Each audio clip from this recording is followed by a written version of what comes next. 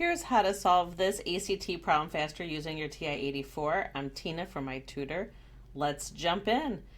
So 25 here. I'm going to show you the TI-84. It's faster if you know the formula for a parabola in vertex form. But if you don't, so to graph this, you're going to go to y equals, and we're going to plug in this equation. So 30 times x plus 17 quantity squared minus 42. And when you hit graph, it's going to show you the graph. The problem is that where the graph is way off of the screen. So the way to find it quickly is we're going to go to window, nope, I lied, zoom, and we're going to go to zoom fit, which is 0. Zoom fit.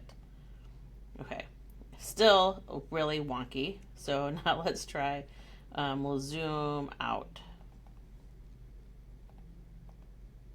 Okay, so now we can see the graph. You can see the scale is like way crazy.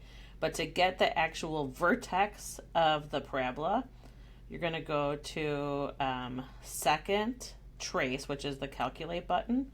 We want to calculate the minimum because that's the vertex, and we want to go over to the left bound. So I'm going to move my arrow so it goes just to the left side of the vertex.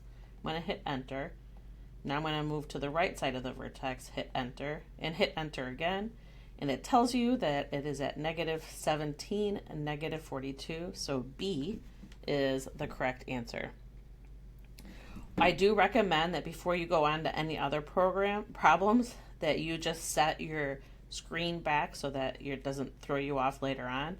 So you're going to go to zoom standard, which is 6, and that gets you back into the 10 by 10 screen. All right, hope this helps. If you want more TI-84 shortcuts for the ACT and SAT, don't forget to follow and check out the free TI-84 starter pack in my bio. Slay the day.